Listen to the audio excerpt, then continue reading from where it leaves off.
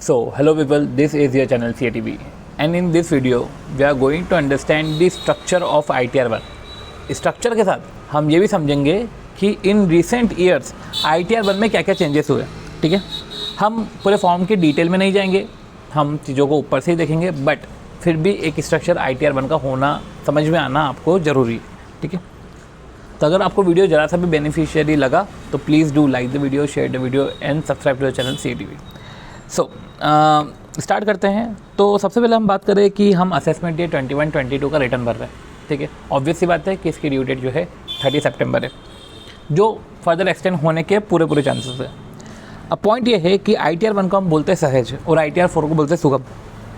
अब इस ITR के बहुत सारे पार्ट्स हैं, मतलब कि 5 पार्ट में ITR बाइफरकेटेड है। सबसे पहले पार्ट ए में जनरल इन्फॉर्मेशन, राइट। फिर पार्ट बी आता है, पार्ट बी में है ग्रॉस टोटल इनकम। ऑब्वियस सी बात है कि इसके बाद आप डिडक्शन लोगे तो पार्ट सी में है डिडक्शन, इससे आएगी आपकी टोटल इनकम एंड देन उसके बाद जो है पार्ट डी में आप टैक्स पेबल, ठीक है, टैक्स कैलकुलेट करोगे। मतलब एक अस्सी की जनरल इन्फॉर्मेशन, फिर gross total income, deduction and then tax payable. तो ये 4 पार्ट तो हो गए। फिर कुछ अदर इन्फॉर्मेशन जो लिखनी पड़ती है पार्ट ई में। ठीक है, अब समझने वाली बात यह है कि पार्ट डी में तो आपने टैक्स पेबल का कंप्यूटेशन करा, पार्ट ई में आपने अदर इन्फॉर्मेशन डाली। ठीक है, अदर इन्फॉर्मेशन में ठीक है बैंक अकाउंट, देन कुछ अगर advance tax, self assessment tax का पेमेंट किया है, TDS TCS कटा है, मीन्स सारे टैक्स कंप्यूटेशन वाली चीज़ें। इधर तो आपने कंप्यूटेशन करा, अब इधर आप पेमेंट कर रहे हो। ठीक है, अदर इन्फॉर्मेशन बता के आप इधर पेमेंट कर रहे हो, राइट। एंड देन फिर वेरिफिकेशन कि देखो ऐसा है कि ग्रॉस टोटल इनकम थी, ये डिडक्शन है, ये टैक्स है, ये कंप्यूटेशन है, ये सारी अदर इन्फॉर्मेशन है, ये टैक्स पेबल है, इसका पेमेंट हमने ऐसे करा है, ये देखो मैं वेरीफाई कर रहा हूँ। ठीक है, सबसे पहले समझना ज़रूरी है कि ये जो सहज नाम है, ये सहज नाम जो है, ये पहली बार जो आया था वो असेसमेंट है 17-18 से आया था। मतलब जब भी आप अप्रैल 16 से मार्च 17 तक का जब रिटर्न भर रहे थे, जो आप 17-18 में आप जिसका रिटर्न भरोगे असेसमेंट है 17-18, तब इसका नामकरण हुआ था ITR1 सहज, राइट। तो हम इतना ज़्यादा डीप में नहीं जाएंगे, बट जो भी मेजर चेंजेस है और जो भी छोटे कुछ इंटरेस्टिंग पॉइंट्स है वो मैं आपको बताऊँगा। रही बात है कि ये हमने ये समझा। दूसरा पॉइंट ये है कि जो आधा नंबर की रिक्वायरमेंट है, इसकी भी इम्पोर्टेंस, इसको भी मैंडेटरी कोड करना असेसमेंट या 17-18 से लागू था। रही बात एक और पॉइंट जो असेसमेंट 17-18 से आया था, जो था हमारे अदर इन्फॉर्मेशन में जो जाती है बैंक इन्फॉर्मेशन, बैंक अकाउंट की डिटेल, सारी की सारी बैंक अकाउंट की डिटेल डालना ज़रूरी है। ये भी असेसमेंट या 17-18 से ही आया था। अगर आप रिटर्न्स को ध्यान से पढ़ो तो आपको इसमें ही समझ में आ जाएगा कि पूरी डिटेल में सब अच्छे तरीके से रिटर्न के फॉर्म में दिया हुआ रहता है। जैसे देखो इंडियन इनकम टैक्स रिटर्न्स, ये किन के लिए है? ये रेसिडेंट के लिए है।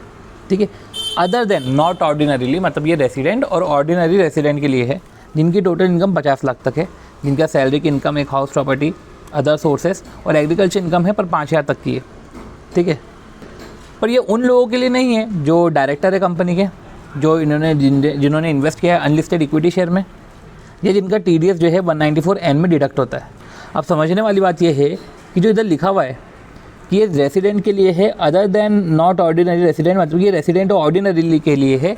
ये असेसमेंट ईयर 18-19 से आया था। मतलब इसके पहले तो सारे रेसिडेंट कर सकते थे, पर ये जो पॉइंट है, ये असेसमेंट ईयर, ये कोई भी इंडिविजुअल आप ITR1 फाइल कर सकता था, पर अब सिर्फ रेसिडेंट इंडिविजुअल फाइल कर सकते हैं, वो भी ऑर्डिनरीली रेसिडेंट। तो ये आया था हमारा असेसमेंट ईयर 18-19 से।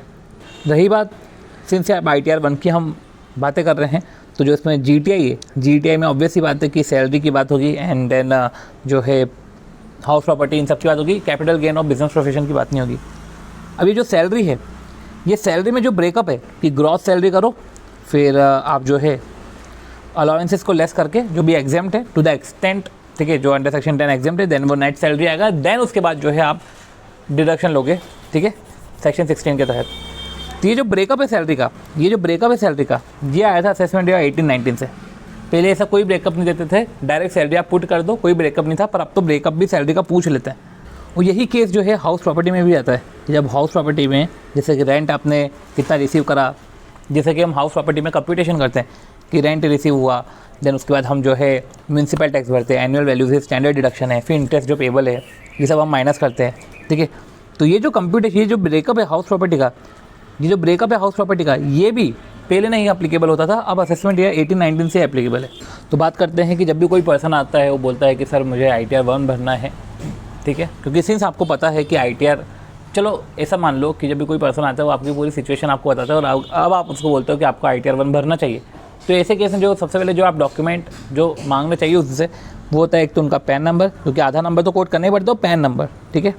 रही बात मोबाइल नंबर, ईमेल एड्रेस, आप ये सब नेम वेम तो उनसे मंगवाओगे ही, पर पैन और आधार नंबर जो डॉक्यूमेंट आपके पास होना चाहिए। और साथ ही साथ फिर आपको ये इधर टिक भी मानना पड़ता है कि ये किस टाइप का रिटर्न है, क्या ये नॉर्मल 139(1) का रिटर्न है, 139(4) का, कि 5 का रिवाइज रिटर्न है, कि 1192B का जो आफ्टर कंडोनेशन ऑफ डिले, कि आपने जो डिले करा है और डिले को कंडोन कर दिया गया है और बोला कि आप रिटर्न फाइल करो, तो ये भी इधर आता है। फिर आपका एम्प्लॉयमेंट का नेचर क्या है, ठीक है। नोट करने वाली बात यह है कि अब पोर्शन हो गया है, मतलब कि पहले क्या होता था कि ऐसे नहीं बताया जाता था कि रिटर्न आप सेक्शन के तहत फाइल कर रहे हो कि नोटिस को रिस्पॉन्स करने के हिसाब से फाइल कर रहे हो, पर अब पोर्शन हो गया है। और ये आया है असेसमेंट ईयर 1920 से, जहाँ पे अब जो है एक पेंशनर का चेक बॉक्स तो ठीक है वो हम आगे देखेंगे, बट जो है नॉर्मल फाइलिंग कि आप रिस्पॉन्स दे रहे हो नोटिस का, ये आया है आपका असेसमेंट ईयर 1920 से, जहाँ पे ये भी सेपरेट ये फॉर्म में अपडेट हुआ है। सिंस मैं आपको रिटर्न के फॉर्म से ओवरव्यू करवा ही चुका हूँ, तो इसके जो पार्ट भी है, और अभी बात चल रही है असेसमेंट ईयर 1920 की में जो भी अपडेशंस हुए, क्योंकि इसके पहले के अपडेशंस हम सब देख चुके हैं। 1920 में जो ये डिडक्शन है ना, जैसे कि सैलरी का ब्रेकअप 1819 से आया, डिडक्शंस में जो ब्रेकअप है ये ब्रेकअप आ चुका था 1920 से, जहाँ पे अब डिडक्शन भी बाइफरकेटेड हो चुके थे। यही आप देखो, जब आप हाउस प्रॉपर्टी के रिस्पेक्ट में बात करते हो तो हाउस प्रॉपर्टी में जो deem to be let out जब आपके एक से ज़्यादा SOP हो जाते हैं तो आपको एक SOP को, सेल्फ ऑक्यूपाइड प्रॉपर्टी को डीम्ड लेट आउट बोलना पड़ता है। तो ये जो डीम लेट आउट ऑप्शन था ये भी असेसमेंट ईयर 1920 से ही आया था। नोट करने वाली बात यह है कि सैलरी और हाउस प्रॉपर्टी के बाद ऑब्वियसली बात है बिजनेस प्रोफेशन कैपिटल के इधर नहीं आता, सिर्फ इधर IFOS आता था। देखो अब इधर क्या लिखा हुआ है, ये भी समझना जरूरी है कि क्या लिखा है, ड्रॉप डाउन। जब आप यूटिलिटी में रिटर्न फाइल करोगे तो क्या लिखा हुआ है, drop down, like interest from saving account, क्योंकि ये IFOS में जाता है। डिपॉजिट अकाउंट पे जो इंटरेस्ट है FD का इंटरेस्ट है, टू बी प्रोवाइडेड, ये आपको प्रोवाइड करेगा ई फाइलिंग यूटिलिटी में, जहाँ पे स्पेसिफाई करके रखी होगी नेचर ऑफ इनकम। एंड अगर डिविडेंड इनकम है तो ऐसे कैसे मेंशन करो quarterly breakup for allowing applicable relief from 234C। क्या बोला है कि in case of dividend income please mention the quarterly breakup, ठीक है। आप ब्रेकअप मेंशन करो, quarterly breakup for allowing applicable relief, ठीक है, ताकि फिर जो है 234C के हिसाब से एप्लीकेबल रिलीफ कैलकुलेट कर सके। पॉइंट ये है समझने का कि IFOS में भी अब ड्रॉप डाउन करके हम ब्रेकअप है IFOS में भी कि भैया ये IFOS में भी कौन से सेक्शन में तुमको इनकम हुई है, क्या FD का इंटरेस्ट है, एक्सेट्रा, डिपॉजिट का इंटरेस्ट है, एक्सेट्रा। आप जब आप ड्रॉप डाउन करोगे आपको लिस्ट दिखेगी, पहले लिस्ट नहीं थी, ये असेसमेंट ये 1920 से आया है। रही बात जो डिडक्शन भी है कि deduction under section 57(2)A in case of family pension, आपको डिडक्शन मिलती थी फैमिली पेंशन में 1/3 ऐसी कुछ डिडक्शन आपको मिलती थी। ये डिडक्शन के रिस्पेक्ट में भी आपको सेपरेट अप शो करना है, और ये डिडक्शन वाला लाइन भी, ये डिडक्शन वाली रो भी, ठीक है, जो ये अभी असेसमेंट ईयर 1920 में इंट्रोड्यूस हुई थी।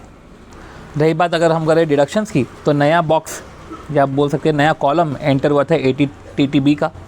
और नोट करने वाली बात ये भी है कि इंडिविजुअल जो डायरेक्टर या जिन्होंने इन्वेस्ट करके रखा है अनलिस्टेड इक्विटी शेयर में, इन पे ये जो है ITR 1 एप्लीकेबल नहीं होता है। ये पॉइंट भी, ये अमेंडमेंट भी असेसमेंट ईयर 1920 से आया था। तो रही बात है जनरल इन्फॉर्मेशन की, एंड जो सैलरी और जो पेंशन है, कि आप सैलरी है कि आपकी पेंशन है, तो सैलरी और आपकी पेंशन, ये जो पेंशन जिसको एक सेपरेट बोला गया है, लिखा गया है, पहले नहीं लिखा जाता था, ये भी 1920 से लिखा गया है। चलो, तो इस तरीके से हमने जो 3 साल के अंदर जो भी छोटे मोटे चेंजेस थे वो अपने समझे। चलो समझते हैं कि पैन, आधार नंबर, ईमेल एड्रेस, ये सब तो लगता ही है।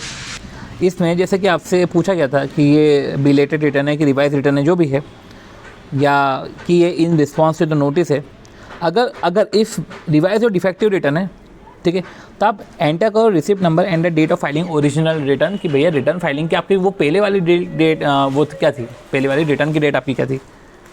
देखो, रिवाइज रिटर्न फाइल करोगे, डिफेक्टिव रिटर्न फाइल करोगे, इसको ठीक करोगे, तो ओरिजिनल तो आपने फाइल करा ही होगा, तो उसके आपको ओरिजिनल की डेट लिखनी पड़ती है। जब आपको नोटिस, जिस नोटिस के तहत अगर आप रिटर्न फाइल कर रहे हो, तो नोटिस का नंबर भी आपको इस कॉलम में लिखना पड़ेगा।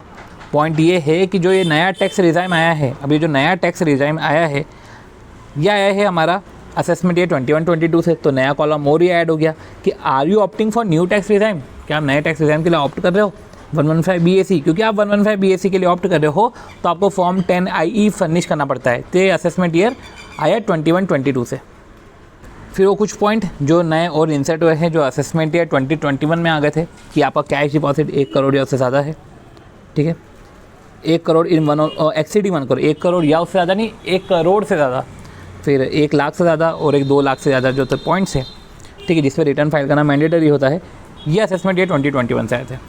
फिर मैं आपको वापस जो है इस पर्टिकुलर हेडिंग में आपको ले जाता हूँ जहाँ पे लिखा हुआ था कि जो ITR 1 में स्टार्टिंग में कि in cases where TDS has been deducted, कि 194N में TDS डिडक्ट हुआ है, या और income tax is deferred income tax on ESOP, तो ऐसे केस में ITR 1 फाइल नहीं होगा। तो ये जो 194N है, तो 194N वाला TDS तब कटता है जैसे कि जब कोई नॉन फाइलर होता है, income tax return non filer, अगर वो विड्रॉ कर रहा है 20 लाख से ज़्यादा कैश, या अगर जो फाइलर है पर वो 1 करोड़ से ज़्यादा कैश विड्रॉ कर रहा है, तो उसका TDS कटता है 194N के तहत। ये असेसमेंट है 21-22 से आया है, जहाँ पे हमको समझना जरूरी है कि ऐसे केस में TDS कटता है, ठीक है। और अगर ये TDS कटा तो आप उसी साल उसका जो है डिडक्शन क्लेम करो। ये डिडक्शन आगे कैरी फॉरवर्ड नहीं होगा, अभी उसको क्लेम कर लो, अभी आपको रिफंड लेना तो रिफंड ले लो, जो भी है आप उसको इसी साल क्लेम करो, अगले साल ये कैरी फॉरवर्ड नहीं होगा। ये आया था असेसमेंट ये 21-22 से, तो इसको भी आप लिख देते। फिर एक और पॉइंट आता है इसमें समझने का भी कि total income up to 50 lakh है, तो ही आप ITR 1 फाइल कर सकते हो। ये जो total income up to 50 lakh है, ठीक है, और जहाँ पे सोर्स ऑफ इनकम हो रही है जो बता के रखी है, ये पर्टिकुलर असेसमेंट ये 2021 से आया था, जहाँ पे ये बता के रखा था कि 50 लाख तक की टोटल इनकम है, इसी सोर्सेज से ही होगी, तभी जाके जो है आपको ITR 1 फाइल करना पड़ेगा। तो ये भी असेसमेंट ये 2021 से आया था। सो अब तक के सारे अमेंडमेंट समझने के बाद क्यों ना अब हम जो है आगे बढ़ते हैं, ठीक है। तो ये जनरल इन्फॉर्मेशन थी, ये सारी जनरल इन्फॉर्मेशन हम समझ चुके हैं। हमने उनसे भी पूछ लिया कि ये आप कौन से एम्प्लॉय हो, पैन नंबर, और कौन से एम्प्लॉय मतलब कौन से सेक्टर को बिलोंग करते हो, देन रिसिप्ट नंबर, कि ये जो है अगर किसी रिस्पॉन्स है, किसी नोटिस का रिस्पॉन्स के तहत है, तो आपको ऐसे केस में नोटिस का भी डेट चाहिए रहेगा, तो नोटिस भी आपको उससे मंगवाना पड़ेगा, राइट। और अगर इनफैक्ट अगर ये न्यू टैक्स रेजिम में है तो ऑब्वियसली बात है कि फॉर्म 10 IE भी आपको जो है फिल करना पड़ेगा। बात करते हैं ग्रॉस टोटल इनकम की। ग्रॉस टोटल इनकम में कभी भी PGP एंड कैपिटल गेंस की बातें नहीं होगी, ठीक है। और बात आती है सैलरी में, तो सैलरी में पेंशन की हम बात कर चुके थे, जो अब अपडेट हो चुका था।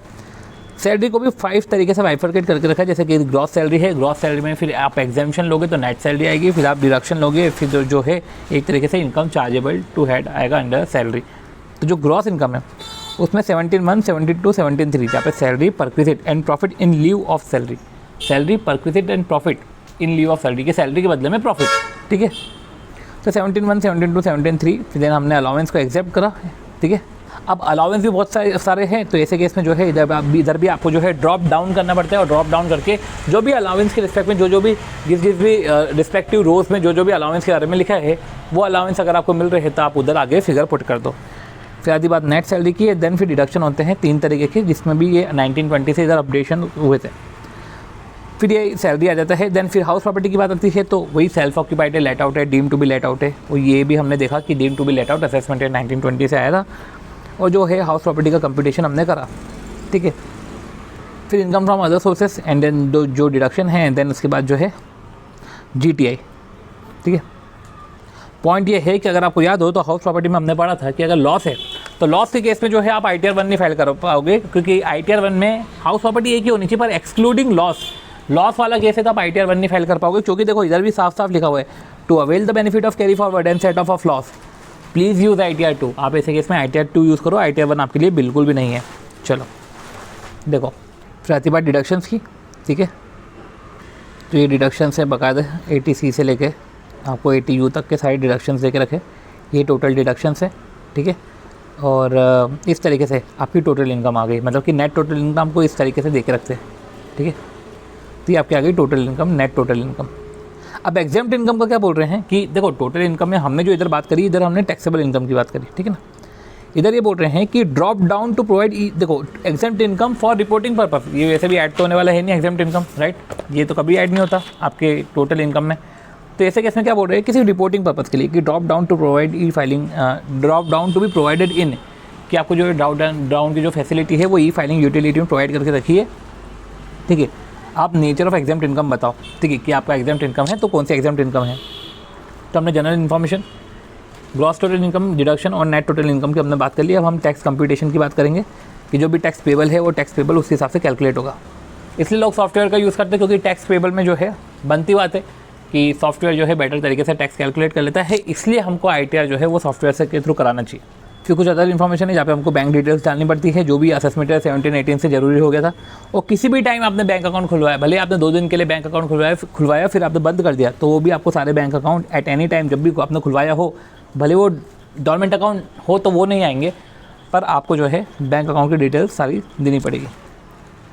फिर ये बोल रहे हैं कि आपको कोई सा एक अकाउंट सिलेक्ट करना पड़ेगा फॉर रिफंड, और इनकेस ऑफ रिफंड अगर मल्टीपल अमाउंट सिलेक्टेड है, ठीक है, तो ऐसे केस में जो है कोई से एक ही अकाउंट में जो है जो CPC डिसाइड करेगा प्रोसेसिंग के बाद रिफंड किस अकाउंट में देना है, वो सिर्फ CPC डिसाइड करेगा, ठीक है।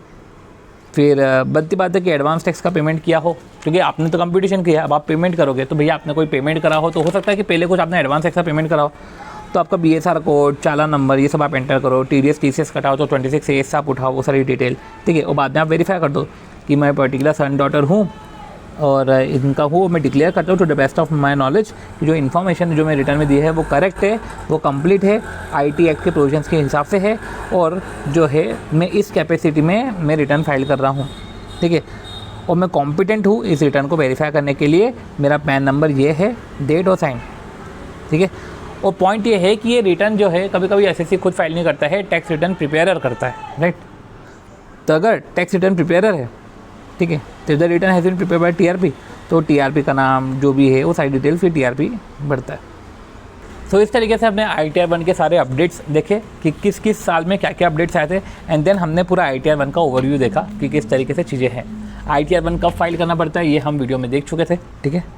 पहले वाले वीडियो में इसके जस्ट पहले जो एक वीडियो आया था कि आपकी सैलरी हो, हाउस प्रॉपर्टी एक हो, पर हाउस प्रॉपर्टी में भी लॉस नहीं हो, PGPO कैपिटल गेन तो होने से रहा, एंड देन कैपिटल गेन और सॉरी जो IFOS है उसमें भी लॉटरी विनिंग की इनकम नहीं हो, and agriculture income up to 5000 हो, तो ऐसे केस में ITR 1 फाइल कर सकते हो। फिर ये भी हमने पढ़ा था कि डायरेक्टर और ये जो है पार्टनर ये भी नहीं कर सकते, अगर आप फॉरेन असेट और फॉरेन अकाउंट में अगर आप बेनिफिशियरी सिग्नेटरी हो तो आप नहीं कर सकते, ठीक है। तो ऐसे केस में ये लोग भी फाइल नहीं कर सकते थे, और ये सिर्फ रेसिडेंट पीपल फाइल करते हैं, रेसिडेंट एंड ऑर्डिनरीली रेसिडेंट।